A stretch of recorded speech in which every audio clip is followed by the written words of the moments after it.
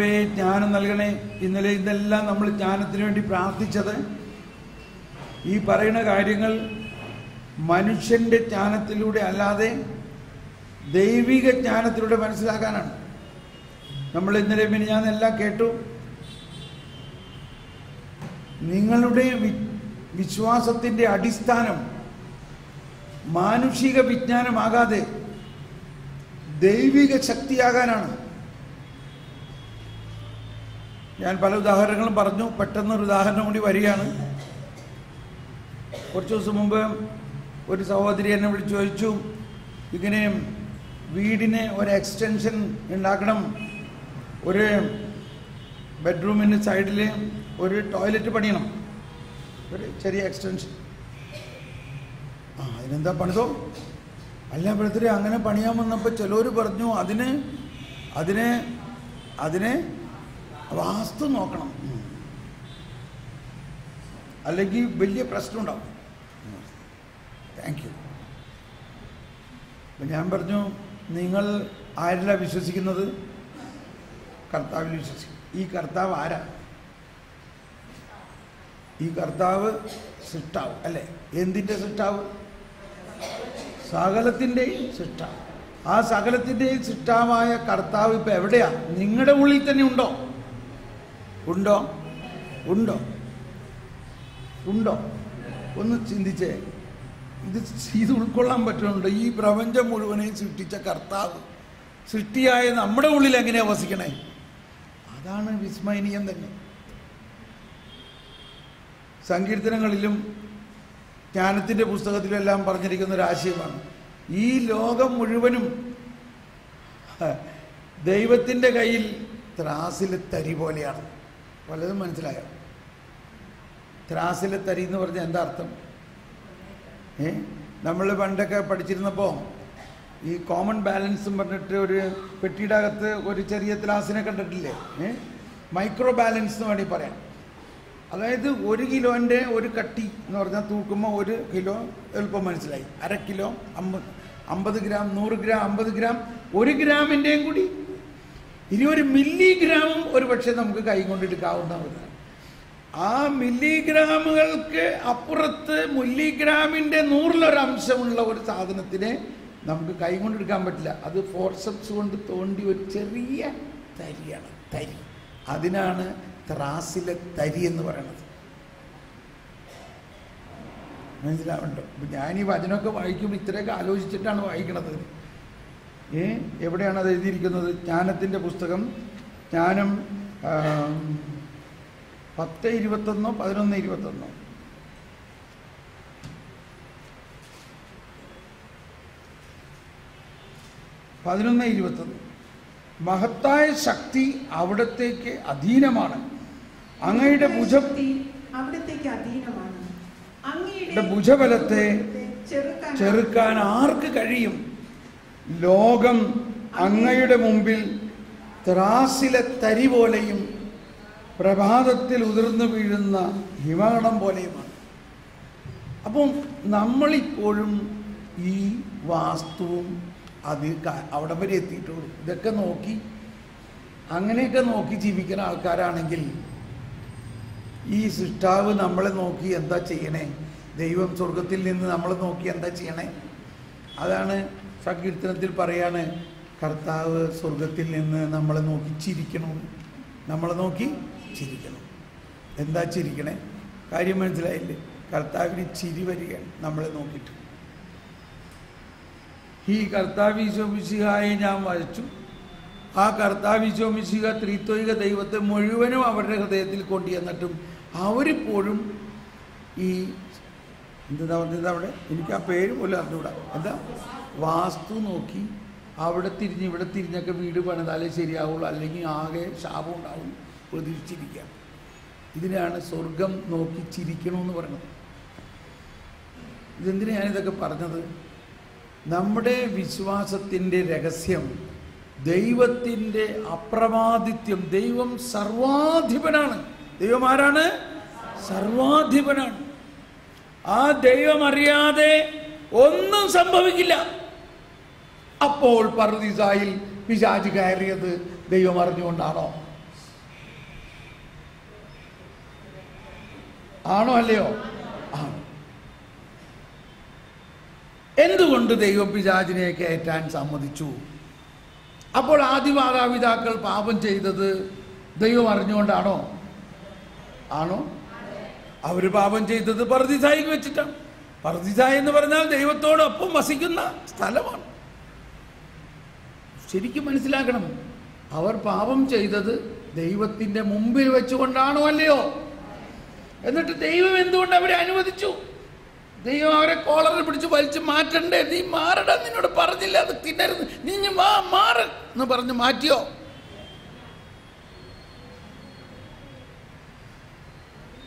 എന്തുകൊണ്ട്? ഉത്തരവൊന്നും ഇപ്പോൾ പറയണ്ട. ഈ ചോദ്യങ്ങൾ നമ്മുടെ മനസ്സിനെ ചോദിക്കണം.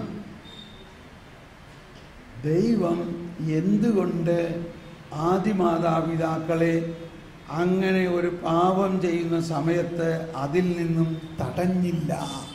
അതിൽ നിന്നും തടഞ്ഞില്ല.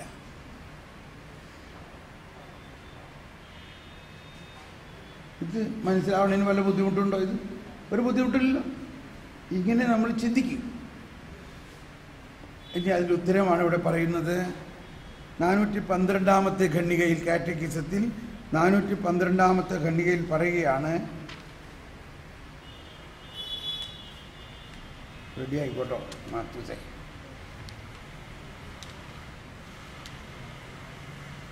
എന്തുകൊണ്ടാണ് ആദിമ മനുഷ്യനെ പാപം ചെയ്യുന്നതിൽ നിന്നും ദൈവം തടയാതിരുന്നത്? മഹാനായ വിശുദ്ധ ലിയോ ഇപ്രകാരം പറയുന്നു: പിശാചിൻ്റെ അസൂയ മൂലം നമുക്ക് നഷ്ടപ്പെട്ടതിനേക്കാൾ വളരെയേറെ ദൈവാനുഗ്രഹങ്ങൾ ക്രിസ്തുവിൻ്റെ അവാച്യമായ കൃപ നമുക്ക് നേടിത്തന്നിരിക്കുന്നു. വിശുദ്ധ തോമസ് അക്വീനാസ് എഴുതി, ആദിമ പാപത്തിന് ശേഷവും മഹത്തരമായ ഔന്നത്യത്തിലേക്ക് മനുഷ്യ പ്രകൃതി ഉയർത്തപ്പെടുന്നതിന് തടസ്സമൊന്നുമില്ല. തിന്മ സംഭവിക്കാൻ ദൈവം അനുവദിക്കുന്നത് അതിൽ നിന്ന് തന്നെ നന്മ പുറപ്പെടുത്തുന്നതിന് വേണ്ടിയാണ്. എന്നെല്ലാവരും പറഞ്ഞേ, തിന്മ സംഭവിക്കാൻ ദൈവം അനുവദിക്കുന്നത്. ഇത് തന്നെ നമുക്ക് സമ്മതിക്കാൻ പറ്റുമോ? ദൈവം തിന്മ സംഭവിക്കാൻ അനുവദിക്കുക. അപ്പൊ ഏത് സ്റ്റാൻഡ് പോയിന്റിലാണ് നമ്മൾ പറയുന്നത്? ദൈവം അറിയാതെ ഈ പ്രപഞ്ചത്തിൽ ഒന്നും സംഭവിക്കുന്നില്ല. പിശാച് ദൈവത്തിൻ്റെ ഒരു സൃഷ്ടി മാത്രമാണ്. പിശാചിനെ അനങ്ങണമെങ്കിൽ ദൈവം അനുവദിക്കണം.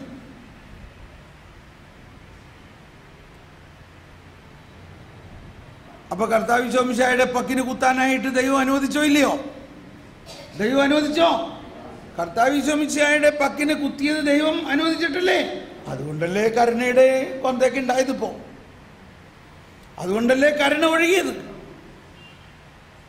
ആ ഒറ്റ കാര്യം ചിന്തിച്ചാൽ മതിയല്ലോ. കർത്താവിൻ്റെ ചങ്കിനെ അവർ കുത്തി. ആ ചങ്കിന് കുത്തിയപ്പോൾ എന്ത് സംഭവിച്ചു?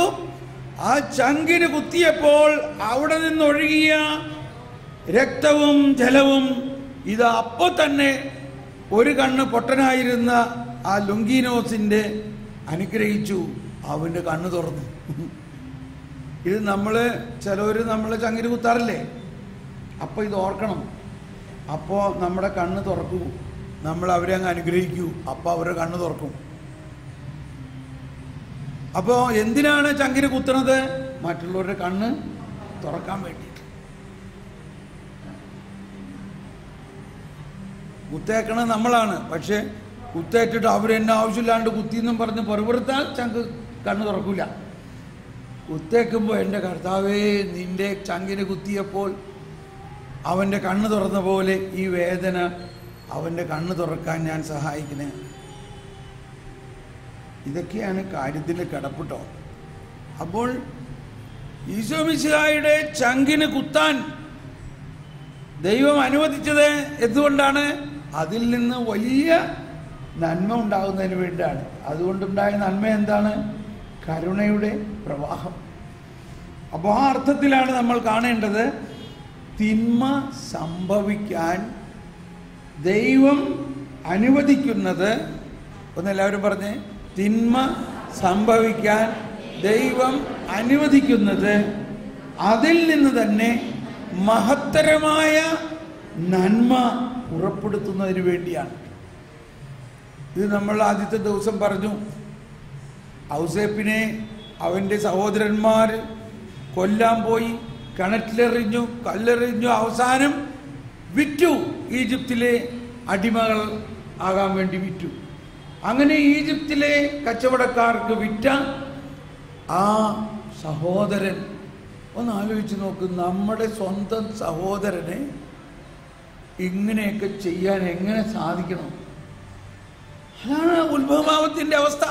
ഉത്ഭവഭാവം കഴിഞ്ഞ ഉടനെ തന്നെ കായേനും ആബേലും ഇത് തന്നെ ഉണ്ടായത്. കായേൻ ആബേലിനെ കൊല്ലാൻ നോക്കി, കൊന്നു. ഇതുപോലെ തന്നെ ഇവര് കൊല്ലാൻ നോക്കി, അവൻ ചത്തില്ല, അവസാനം അവനെ വിറ്റു. അങ്ങനെ വിറ്റു. ബാക്കി നമുക്കറിയാം. പെട്ടെന്ന് പറയാണ്, അവസാനം ഈ ചേട്ടന്മാര്, ഈ ജോസഫ് മഹാനായ പ്രധാനമന്ത്രിയായി അവിടെ നിൽക്കുമ്പോൾ ഈ ചേട്ടന്മാർ ജോസഫിന്റെ മുമ്പിൽ വന്നിരിക്കുകയാണ്. ജോസഫിന് വേണമെങ്കിൽ ഇപ്പൊ എന്തും ചെയ്തൂടെ? ജോസഫിന് അവരോട് പ്രതികാരം ചെയ്തൂടെ? ജോസഫ് വികാരഭരിതനായിട്ട് അവരോട് പറയുകയാണ്, നിങ്ങൾ ഈജിപ്തുകാർക്ക് വിറ്റ നിങ്ങളുടെ കുഞ്ഞനുജനാണ് ഞാൻ. ഇവർ വിചാരിച്ചു ചതിച്ചു കഴിഞ്ഞോ, ഞങ്ങളുടെ പണി കഴിച്ചു, ഇനി നമ്മള് ജീവനോട് വെക്കില്ല. കാരണം നിയമവും നീതിയും അവരുടെ നീതി അനുസരിച്ച് പല്ലിന് പകരം പല്ല്, കണ്ണിന് പകരം കണ്ണൊക്കെ. പക്ഷേ ജോസഫ് അവര് അന്താളിച്ചു നിന്നപ്പോൾ പറഞ്ഞു, ഭയപ്പെടേണ്ട, നിങ്ങൾ എന്നോട് ചെയ്ത തിന്മ ദൈവം നന്മയാക്കിയിരിക്കുന്നു. ഒന്ന് എല്ലാവരും ഒന്ന് പറഞ്ഞേ, നിങ്ങൾ എന്നോട് ചെയ്ത തിന്മ ദൈവം നന്മയാക്കിയിരിക്കുന്നു. ദൈവമാണ് എന്നെ ഇങ്ങോട്ടേക്ക് അയച്ചത്. നിങ്ങളുടെ ഈ വരാൻ പോകുന്ന, ഈ ലോകം മുഴുവനിലും വരാൻ പോകുന്ന കഷ്ടതയിൽ ഈ ലോകത്തെ രക്ഷിക്കുന്നതിന് വേണ്ടിയും എൻ്റെ സ്വന്തം സഹോദരരെയും കുടുംബത്തെയും രക്ഷിക്കുന്നതിന് വേണ്ടിയും എന്നെ മുൻകൂട്ടി ഇവിടെ അയച്ചതാണ്. അതുകൊണ്ട് നിങ്ങളും നിങ്ങളുടെ ഭാര്യമാരും നിങ്ങളുടെ മക്കളും നിങ്ങളുടെ കന്നാലികളും എല്ലാം ഇനി ഇവിടെ എൻ്റെ കൂടെ താമസിച്ചോ, ഞാൻ നിങ്ങൾക്ക് എല്ലാവർക്കും ചെലവിന് തരാം.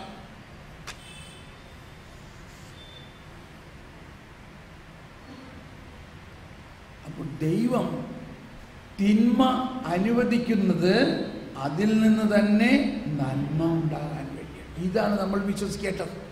ഇത് വിശ്വസിച്ചാൽ അതുണ്ടാവും. ഇത് വിശ്വസിക്കാതെ പിശാച് അങ്ങനെ ചെയ്തു, അങ്ങനെ ചെയ്തു, അവരിങ്ങനെ ചെയ്തു, ഇവരിങ്ങനെ ചെയ്തു, അവൻ നശിക്കുള്ളൂ, അവരോട് പ്രതികാരം ചെയ്യുള്ളൂ, അങ്ങനെ ഇരിക്കുകയാണെങ്കിൽ നമ്മളിപ്പോഴും അങ്ങനെ തന്നെ ഇരിക്കും. ദൈവം അനുവദിക്കാതെ ഒരുവനും തിന്മ ചെയ്യാൻ പറ്റില്ല. ദൈവം തിന്മ അനുവദിക്കുന്നു എന്നതാണ് മനുഷ്യന് മനസ്സിലാകാൻ പറ്റാത്ത ഒരു ജ്ഞാനം. ദൈവം തിന്മ അനുവദിക്കുന്നത് ദൈവത്തിന് തിന്മയിൽ നിന്ന് പോലും നന്മ ഉണ്ടാക്കാൻ കഴിയും. തിന്മയിൽ നിന്ന് പോലും. അതാണ് ദൈവം. നന്മ ചെയ്യുന്നവരോട് നന്മ ചെയ്യാൻ ആർക്കാ പറ്റാത്തത്?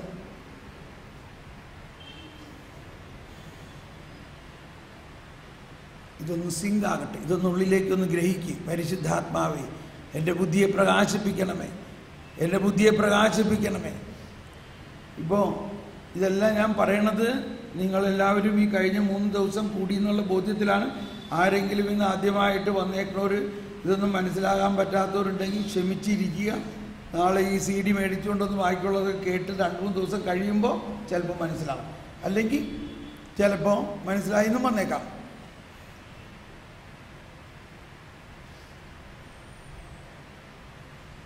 അപ്പോൾ ഉത്ഭവഭാവത്തെക്കുറിച്ച് നമ്മൾ പഠിക്കണം. ഉത്ഭവഭാവത്തിൻ്റെ രഹസ്യം ഇതാണ്. അത് ദൈവം അനുവദിച്ചതാണ്. അത് ദൈവം അനുവദിച്ചതാണ്.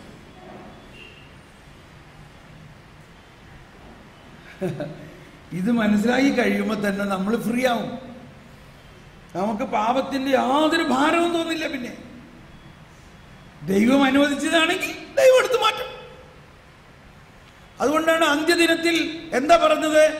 എന്റെ പിതാവിനാൽ അനുഗ്രഹിക്കപ്പെട്ടവരെ, ലോകസ്ഥാപനത്തിന് മുൻപ് മുതൽ നിങ്ങൾക്ക് വേണ്ടി ഒരുക്കിയിരിക്കുന്ന ദേശം സ്വന്തമാക്കുവിൻ. ലോകസ്ഥാപനത്തിന്, അതായത് ഈ ആദവും ഹവ്വയെയും സൃഷ്ടിക്കുന്നതിന് മുമ്പ് തന്നെ അവരുടെ അനന്തമായ ജീവിതത്തിനെ കുറിച്ചുള്ള രക്ഷാകര പദ്ധതി ഒരുക്കിയിട്ടുണ്ടായിരുന്നുവോ? ഉണ്ടായിരുന്നുവോ? വിശ്വസിക്കും. അതാണ് പൗലോസ്ലിയുടെ ലേഖനത്തിൽ കാണാം, ലോകസ്ഥാപനത്തിന് മുമ്പ് വരെ ക്രിസ്തുവിൽ ഞങ്ങളെ തിരഞ്ഞെടുത്തവനെ എന്ന് പറയും.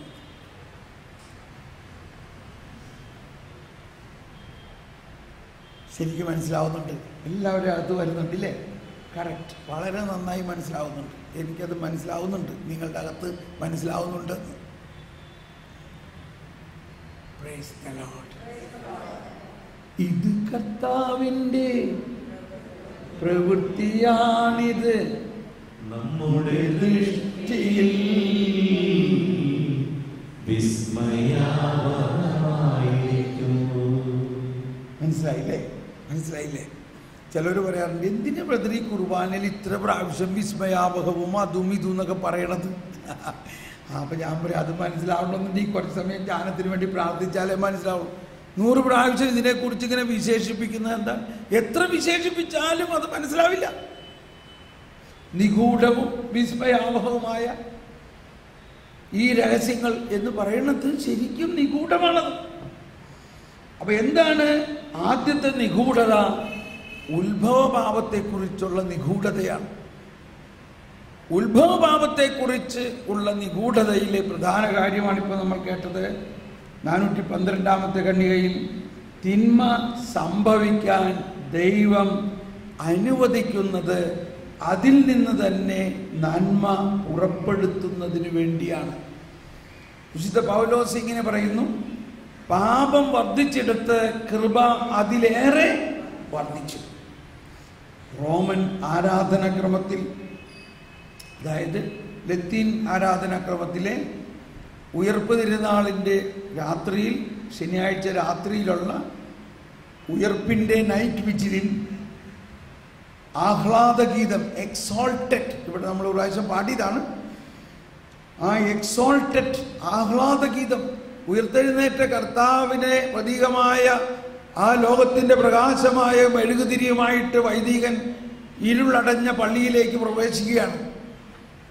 പള്ളിയിൽ ഇരുളായിരിക്കില്ലേ, എല്ലാ ലൈറ്റും ഓഫായിട്ടിരിക്കും. ആ കനത്ത ഇരുട്ടിലേക്ക് ഈ പ്രകാശവുമായിട്ട് ക്രിസ്തുവിൻ ജ്യോതി എന്ന് പറഞ്ഞുകൊണ്ട് വരുമ്പോൾ പാടുന്ന ആരാധനാക്രമത്തിലുള്ള ആഹ്ലാദ ഗീതമാണിത്. ഇത് വളരെ പ്രധാനപ്പെട്ട ഒന്നാണ്. അതിലെന്താ പാടുന്നത്? ആദത്തിൻ പിഴ കാരണമായി മർത്യനു വന്ന കടം നീട്ടി ക്രിസ്തു നമുക്കായി തൻ രക്തം ചിന്തിയൊഴിച്ച ശിക്ഷകളും ആകയാൽ മുക്തനാഗമിക്കാൻ ഹേതുവാം പാപമേ ഭാഗ്യപൂർണം. ഈരാവിൻ ശുദ്ധി അധർമ്മമെല്ലാം നേരായി തന്നെ തുരത്തിയിടുന്നു. ആകയാൽ രക്ഷകൻ ആഗമിക്കാൻ ഹേതുവാം പാപമേ ഭാഗ്യപൂർണം. ഭാഗ്യപൂർണം അങ്ങനെയൊന്നും എഴുതാൻ പറ്റില്ല. ഇതിന് കാശ് പേരെ കൊടുക്കണം. അപ്പം ഇതൊക്കെയാണ് നമ്മൾ പഠിക്കേണ്ടത്. കണ്ടോ, ഇപ്പം നിങ്ങൾക്ക് എവിടെയോ കേട്ടാത്ത മാതിരിയില്ലേ, 12,000 വർഷമായ ക്രിസ്ത്യാനികൾക്ക് ഈ സത്യം നമ്മളിപ്പോൾ എവിടെയോ കേട്ടില്ല. അതൊന്ന് എഴുതണം, പറഞ്ഞോ, പഠിക്കോ. ആകയാൽ കാരണമായി മർത്യനു വന്ന കടം വീട്ടി ക്രിസ്തു നമുക്കായി തൻ ചിന്തിയൊഴിച്ച ശിക്ഷകളും. ഒരിക്കൽ കൂടി അത് തന്നെ. ആദത്തിൻ പിഴ കാരണമായി മർത്യനു വന്ന കടം വീട്ടി ക്രിസ്തു നമുക്കായി തൻ രക്തം ചിന്തിയൊഴിച്ച ശിക്ഷകളും. അടുത്ത രക്ഷകനാഗമിക്കാൻ ഹേതുവാം പാപമേ ഭാഗ്യപൂർണം. എല്ലാവരും ആകയാൽ രക്ഷകനാഗമിക്കാൻ ഹേതുവാം പാപമേ ഭാഗ്യപൂർണം. ഒന്നുകൂടി. ആകയാൽ രക്ഷകനാഗമിക്കാൻ ഹേതുവാം പാപമേ ഭാഗ്യപൂർണം. ഈരാവിൻ ശുദ്ധിയ ധർമ്മമെല്ലാം നേരായി തന്നെ തുരത്തിയിടുന്നു. ഈരാവിൻ ശുദ്ധി അധർമ്മമെല്ലാം ആ അധർമ്മമെല്ലാം നേരായി തന്നെ തുരത്തിയിടുന്നു. അതായത് ആദിമാതാപിതാക്കളിലൂടെ വന്ന ആ അധർമ്മത്തെ ഈ രാവിന്റെ ശുദ്ധി, അതായത് ഉയർപ്പിന്റെ ശക്തിയിലൂടെ അത് മുഴുവനെയും മാറ്റി. അതാണ്. എല്ലാവരും എഴുതിയില്ലേ? എഴുതി കഴിഞ്ഞോ? ആകയാൽ രക്ഷകൻ ആഗമിക്കാൻ ഹേതുവാം പാപമേ ഭാഗ്യപൂർണം. കണ്ടോ? അപ്പോൾ മതി. ഈ എക്സോൾട്ടഡ് ഇങ്ങനെ ആരംഭിക്കുന്നു. ഭാഗ്യകാരണമായ അപരാധമേ. ഇത് വിശുദ്ധ തോമസ് അക്വീനാസിന്റെ തിയോളജിയിൽ നിന്ന് എടുത്തിട്ടുള്ള ഒരു പദമാണ്. ഭാഗ്യകാരണമായ അപരാധമേ, ഇത്ര മഹാനായ ഒരു രക്ഷകനെ നീ ഞങ്ങൾക്ക് നേടിത്തന്നല്ലോ. അപ്പോൾ ഈ മഹാനായ രക്ഷകനെ നമുക്ക് കിട്ടിയത് എന്തുകൊണ്ടാ? പാപം ഉണ്ടായതുകൊണ്ടല്ലേ? പാപം വന്നതുകൊണ്ടല്ലേ? ഇപ്പൊ നിങ്ങൾക്ക് കുറെ പ്രശ്നങ്ങൾ വന്നത് കൊണ്ടല്ലേ നിങ്ങൾ ഇവിടെ ധ്യാനിക്കാൻ വന്നേക്കണേ? അപ്പൊ ഒരുപാട് പേര് ധ്യാനിക്കാൻ വന്നിട്ടില്ല. അവർ വരണമെന്നുണ്ടെങ്കിൽ എന്തുണ്ടാകണം? അവർക്കൊക്കെ കുറെ ദുരിതമുണ്ടാകട്ടെ.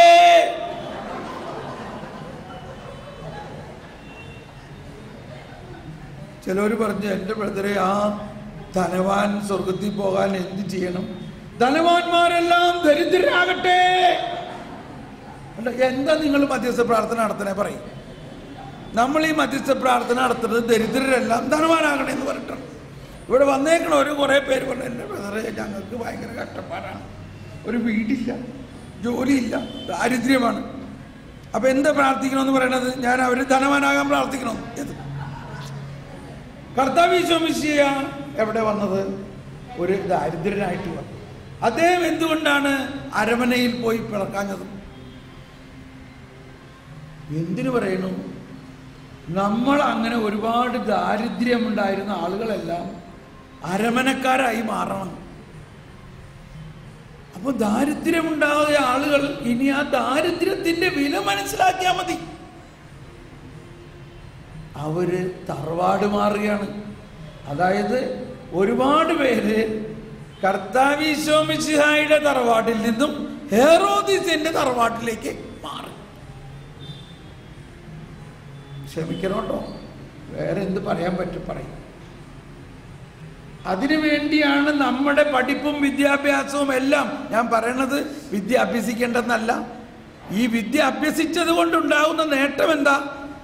കർത്താവ് ഈശോ മിശിഹായുടെ തറവാട്ടിൽ നിന്നും ഹെറോദേസിന്റെ തറവാട്ടുകാരായി മാറി എന്നത് വിട്ടിട്ട് വലിയ മെച്ചമൊന്നുമില്ല നമുക്ക്. ഞാൻ വീണ്ടും വീണ്ടും ഇത് പറയുമ്പോൾ നിങ്ങൾക്ക് എന്തോ എനിക്കറിഞ്ഞൂടാ. ഞാനിവിടെ വന്നിട്ട് ഇത് തന്നെ പറയണത്. ഇതാണ് ബാംഗ്ലൂരിലെ അവസ്ഥ. എന്തിനാണ് നിങ്ങൾ ബാംഗ്ലൂരിൽ വന്നത്? എന്തെങ്കിലും കാശുണ്ടാക്കാൻ? നാട്ടിലൊന്നും ഇല്ലാത്തതുകൊണ്ട് ഇങ്ങോട്ട് വന്നു. എന്തിനാണ് സൗദി അറേബ്യയിൽ കഞ്ഞി കുടിക്കാൻ കാശില്ലാത്തവരൊക്കെ അവിടെ പോകുന്നു? അല്ല അല്ലേ? എന്തിനാ ഇവിടെ വന്നേ? എന്തിനിവിടെ വന്നേ? എന്നാ ദൈവത്തിനോട് ജീവിക്കണമെങ്കിൽ കാലിത്തൊഴുത്തിലേക്ക് പോകണം ആദ്യം. അത്ര എന്തുകൊണ്ടാണ് കാലിത്തൊഴുത്തിൽ നിന്ന് വിട്ടിട്ട് നിങ്ങൾ അരമനയിലേക്ക് പോകുന്നു? അരവന കാലത്തൊഴുത്തിൽ പോണ കാണണമെന്നുണ്ടെങ്കിൽ ഈ കണ്ണാടി വേറെ വേണമെന്നുള്ളൂ.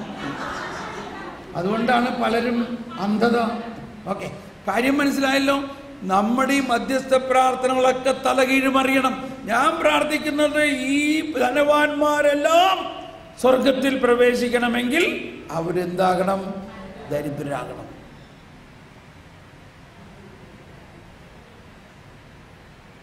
ഇപ്പൊ ആർക്കോ തോന്നുന്നുണ്ട്, അയ്യോ ഇവിടെ വരണ്ടില്ലായിരുന്നു, വന്നുപോയി, അതുകൊണ്ട് നീ ദരിദ്രനാകും, നിന്റെ സ്വത്തെല്ലാം പോകും.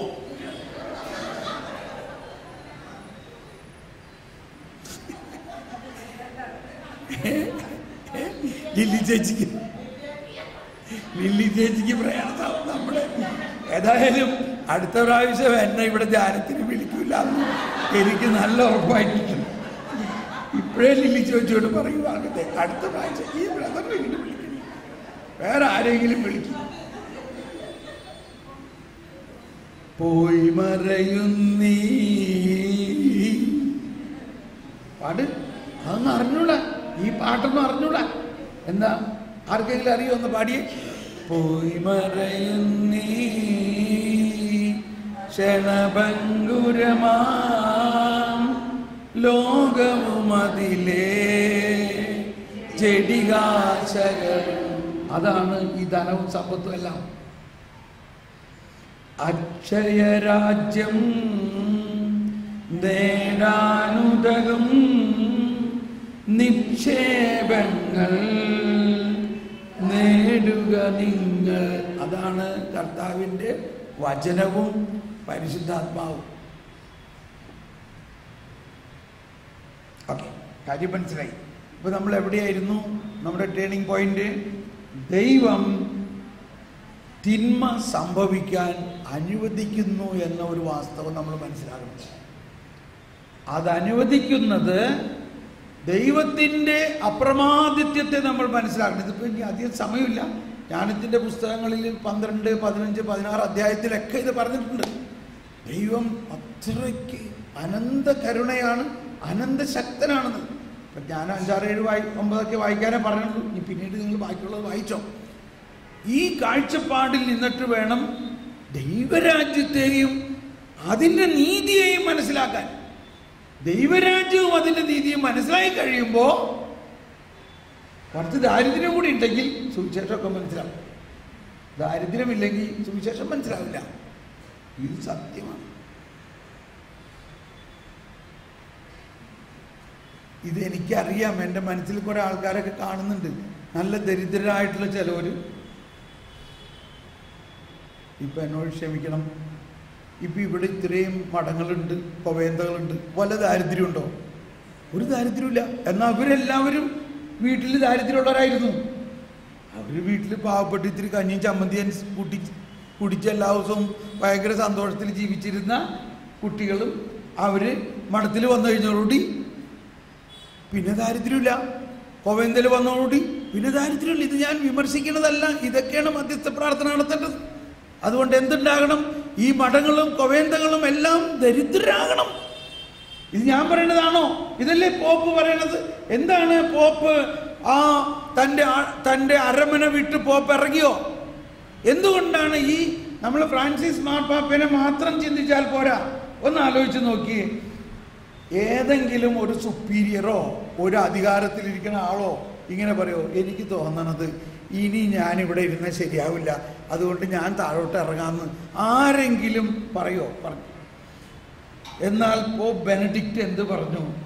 ഇനി ഞാനിവിടെ ഇരുന്നാൽ ശരിയാവില്ല, അതുകൊണ്ട് ഞാൻ താഴോട്ട് ഇറങ്ങുകയാണ്. എനിക്ക് തോന്നുന്നത് ഇതാണ് ഈ കാലഘട്ടത്തിലെ ഏറ്റവും വലിയ നവോത്ഥാനം. മാർപ്പാപ്പയുടെ ആ പദത്തിൽ നിന്നും ആ പദവിയിൽ നിന്നും ഒരാൾ സ്വമേധയാ താഴോട്ട് വരുന്നു. ഇതാണ് ട്രൂ ക്രിസ്ത്യൻ സ്പിരിച്വാലിറ്റി. അത് തീർച്ചയായിട്ടും പരിശുദ്ധാത്മ നിവേശിതമല്ലാണ്ട് ഇത് സാധ്യമല്ല. ഇതാണ് ഞാൻ പറഞ്ഞത്, ക്രിസ്തീയത എന്ന് പറയുന്നത് ത്യജിക്കുന്നതിൻ്റെ മതമാണ്, ലഭിക്കുന്നതിൻ്റെ അല്ല. ഇപ്പം നമ്മൾ ഇൻഫന്റ് ജീസസ് പള്ളിയിൽ എന്തിനാ വരണത്? ഇൻഫന്റ് ജീസസിന്റെ അടുത്ത് വരുന്നത് ത്യജിക്കാനാണോ ലഭിക്കാനാണോ? ലഭിക്കാൻ മാത്രമാണ്. നമ്മൾ അന്തോണീസിന്റെ അടുത്ത് പോകുന്നത് എന്തിനാണ്? ത്യജിക്കാനാണോ ലഭിക്കാനാണോ? ലഭിക്കാൻ. നമ്മൾ ധ്യാനകേന്ദ്രങ്ങളിൽ പോകുന്നത് എന്തിനാണ്? ഞാനിതെല്ലാം പറയുമ്പോൾ വിമർശിക്കണമായി തോന്നുന്നുണ്ടാകാം, പക്ഷേ കാര്യം മനസ്സിലാക്കാൻ എളുപ്പം പറയണമെന്നുള്ളൂ. നമ്മൾ ഇത് മനസ്സിലാക്കണം. ഇതാണ് നമ്മുടെ വിശ്വാസത്തിൻ്റെ അന്തസത്ത. വിശ്വാസം ലഭിക്കുന്നതിന് വേണ്ടിയുള്ളതല്ല, ത്യജിക്കുന്നതിനെയാണ് വിശ്വാസം എന്ന് പറയുന്നത്. ഇത് ഞാനത് അനുഭവിക്കുകയാണ്, അനുഭവിച്ചുകൊണ്ടാണ് ഈ പറയുന്നത്. അതുകൊണ്ട് എനിക്ക് ധൈര്യമായിട്ട് പറയാൻ പറ്റുന്നു. നിങ്ങളിൽ ഒരുപാട് പേരെ ആ വിളിയുള്ളവരാണ്, പക്ഷെ നിങ്ങൾക്ക് ത്യജിക്കാൻ പറ്റുന്നില്ല. നിങ്ങൾ ലഭിക്കാൻ വേണ്ടി ജീവിതം പണിതുയർത്തുന്നു, പക്ഷെ ഒന്നും പറ്റണില്ല. കഷ്ടത, ബുദ്ധിമുട്ട്. എന്നാലെങ്കിലും ത്യജിക്ക്, അതിനെ വിട്. വീണ്ടും വിട്ടു. ഇതാണല്ലോ വരണത്. നമ്മൾ 3 ദിവസവും ഇത് തന്നെയാണ് പറയണത്. ഓക്കെ, അപ്പം അവസാനിപ്പിക്കാം. ഇപ്പം പറഞ്ഞു വന്നതിൻ്റെ ഉദ്ദേശം, ഇപ്പം നമ്മൾ എവിടെ തുടങ്ങിയിരിക്കുന്നു? എന്താണ്, എങ്ങനെയാണ് പാപം ഉണ്ടായത്? പാപം ഉണ്ടായത് തന്നെ ദൈവം അനുവദിച്ചത് കൊണ്ടാണ്.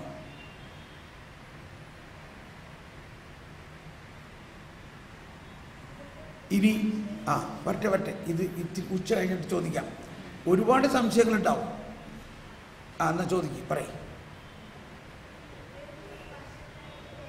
ഒച്ചിരി കൂടി അടുത്തൊന്ന് പറഞ്ഞ് എനിക്ക് കേൾക്കാൻ പറ്റുന്നില്ല.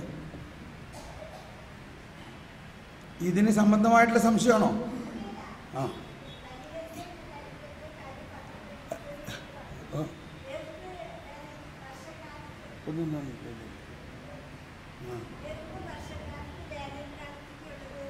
ശേഖരിക്കുന്നു.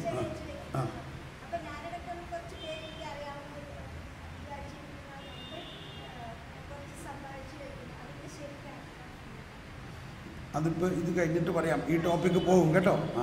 അതാണ് നമ്മളിപ്പോഴും സമ്പാദിക്കണതിൻ്റെ കാര്യം ചിന്തിക്കണം. പോയിരുന്നോട്ടെ, അതിൻ്റെ ക്ലൂ ആണ് ഇപ്പോഴും നമ്മൾ ചിന്തിക്കണം. കർത്താവ് എന്താ പറഞ്ഞത്? പറയും. എറുമ്പിനെ സമ്പാദിക്കുന്ന കാര്യം പറഞ്ഞത്, എറുമ്പ് സമ്പാദിക്കുന്ന കാര്യം നിങ്ങൾ സമ്പാദിക്കാൻ വേണ്ടിയല്ല. അതിൻ്റെ തീം എന്താണ്? നീ എറുമ്പിനെ കണ്ട് പഠിക്കുക, എറുമ്പിനെ പോലെ ജ്ഞാനമുള്ളവരാകുവിൻ എന്നാണ്. എന്ന് പറഞ്ഞാൽ സമ്പാദ്യമല്ല. അതിനെ മനസ്സിലാക്കാൻ ഈശോ എന്താ പറയണത്? നീ ആകാശത്തിലെ പറവുകളെ നോക്കുവിൻ. അവ സമ്പാദിക്കുന്നുണ്ടോ? അവ കളപ്പുരകളിൽ ശേഖരിക്കുന്നുണ്ടോ? എന്നാൽ ഞാൻ അവയെ തീറ്റിപ്പോറ്റുന്നില്ലേ? ഇത് എൻ്റെ സാക്ഷ്യമാണ്. ഞാൻ ജോലിയെല്ലാം വിട്ടു, ഇപ്പം എൻ്റെ ഭാര്യ ഇവിടെ ഇരിക്കുന്നുണ്ട്. അന്ന് തീർച്ചയായിട്ടും ഒരു ഭാര്യയ്ക്കും അതത്ര എളുപ്പം സ്വീകാര്യമല്ല. ഭാര്യ പറയും, ഞാൻ എൻ്റെ അപ്പൻ കുറേ ബിസിനസ്സുകാരൊക്കെ കല്യാണം കഴിക്കാൻ വന്നിട്ട് അവരാരെ കൊണ്ടും കെട്ടിക്കാതെ നല്ല ഒരു എഞ്ചിനീയറെ കൊണ്ട് കെട്ടിച്ചിട്ട് ആ ആള് ജോലി രാജിവെച്ച് വീട്ടിൽ വന്നിട്ടുണ്ട്. എന്താ അവസ്ഥ എന്നാലോചിച്ച് നോക്കി. എന്നിട്ട് ഈ ജോലിയെല്ലാം ഉപേക്ഷിച്ച് സുവിശേഷവും കക്ഷത്തിൽ വെച്ചുകൊണ്ട് ഇങ്ങനെ നടക്കണം. ഇത് വട്ടല്ലേ? കണ്ടവരെല്ലാവരും പറഞ്ഞു ഇതെന്തോ അസുഖമായിരുന്നു. അങ്ങേരു നല്ലൊരു എഞ്ചിനീയറായിരുന്നു. ഇതെൻ്റെ ഓഫീസിലുള്ളവരെല്ലാവരും വിചാരിച്ചു ഇത് കുറച്ച് നാൾ കഴിഞ്ഞാൽ ഇയാൾ മടങ്ങി വരും. അത് നിങ്ങൾ എപ്പോൾ വേണമെങ്കിൽ നീ വന്നോ, നിങ്ങളുടെ കസേര ഇവിടെ തന്നെ ഉണ്ട്, you are open, any time you can come. ഞാൻ പറഞ്ഞു, ദൈവരാജ്യം മാത്രമേ ഒരിക്കലും അടയ്ക്കാത്ത ഒരു കമ്പനി ഉള്ളൂ. മറ്റുള്ള എല്ലാ കമ്പനിയും പൂട്ടും. മനസ്സിലാവുന്നുണ്ടോ? അൺഎംപ്ലോയ്മെൻ്റ് ഇല്ലാത്ത ഒരേ ഒരു ജോലി ദൈവരാജ്യമാണ്. അവിടെ മാത്രം ആരും ക്യൂ ഇല്ല. അവിടെ ക്യൂ ഇല്ല. എംപ്ലോയ്മെൻ്റ് എക്സ്ചേഞ്ചിലൊക്കെ ഭയങ്കര ക്യൂ ആണ്. ഓക്കെ, അപ്പോൾ കാര്യം ഇതൊക്കെ കഴിഞ്ഞു. 2 മാസം കഴിഞ്ഞപ്പോൾ കയ്യിൽ കാശില്ല, വീട്ടിൽ ഭക്ഷണത്തിനൊന്നുമില്ല. അപ്പോൾ ഭാര്യ ഒരു നോട്ടം, എന്തായി ഇപ്പോൾ? ഞാൻ കർത്താവിനോട് ചോദിച്ചു എന്താ. അപ്പോഴാണ് ഞാൻ ചിന്തിക്കുന്നത്, ഞാൻ അടുത്ത മാസം എങ്ങനെ ജീവിക്കും. ഇന്ന് ഞാൻ തിരിച്ചു നോക്കുമ്പോൾ എനിക്ക് ശരിക്കും തന്നെ വിശ്വസിക്കാൻ പറ്റില്ല. ഞാൻ എന്ത് വിചാരിച്ചുകൊണ്ടാണ് ഈ ജോലിയെല്ലാം വിട്ടത്. എൻ്റെ ഭാര്യയ്ക്ക് ജോലി ഉണ്ടായിരുന്നില്ല.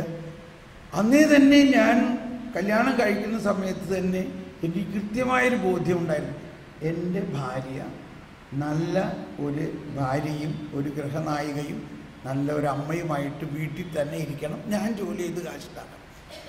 ആ ബോധ്യത്തിൽ തന്നെയാണ് ഞാൻ കല്യാണം കഴിച്ചത്. എന്ന് വിചാരിച്ച് ജോലി ചെയ്യണവരാരെയും ഞാൻ കുറ്റപ്പെടുത്തുകയല്ല കേട്ടോ. പക്ഷേ 2-3 മക്കളൊക്കെ ആയിക്കഴിഞ്ഞാൽ ജോലി ചെയ്യാൻ പറ്റണുണ്ടോ? ജോലി ചെയ്യുകയാണെങ്കിൽ ജോലി ആയി നമ്മുടെ ഭർത്താവും മക്കളുമൊക്കെ, മക്കൾക്ക് അതിനുള്ള. അതുകൊണ്ട് എൻ്റെ ഭാര്യ മക്കളെയും എന്നെയൊക്കെ നന്നായിട്ട് she has done wonderful work. Praise the Lord. അതിന് യാതൊരു സംശയമില്ല. ഒരു കയ്യടി എൻ്റെ ഭാര്യയ്ക്ക് കൊടുക്കണം. നല്ല കഷ്ടപ്പെട്ട് മക്കളെയൊക്കെ വളർത്തി. ഓക്കെ, പോയിൻ്റ് ഇതാണ്. എനിക്ക് തന്നെ അപ്പോഴാണ് അടുത്ത മാസം ഞാൻ എങ്ങനെ ഭക്ഷിക്കും, ഇത് നടന്ന സംഭവമാണ്. അപ്പോൾ ഞാൻ പ്രാർത്ഥിച്ചു, കർത്താവേ, നമ്മുടെ സഭയുടെ കുറ്റമായിട്ട് പറയല്ല, നമ്മുടെ സഭയിൽ ഒരു സുവിശേഷ വേലക്കാരന് ഒരു 100 രൂപ സ്റ്റൈഫൻഡ് കൊടുക്കാനുള്ള വകുപ്പുണ്ടോ? വകുപ്പില്ല, നിയമമില്ല. അതിന് കുറ്റമായിട്ടല്ല, അത് വേണ്ട, കർത്താവ് നേരിട്ട് കൊടുത്തോളൂന്ന് അറിഞ്ഞിട്ടായിരിക്കും.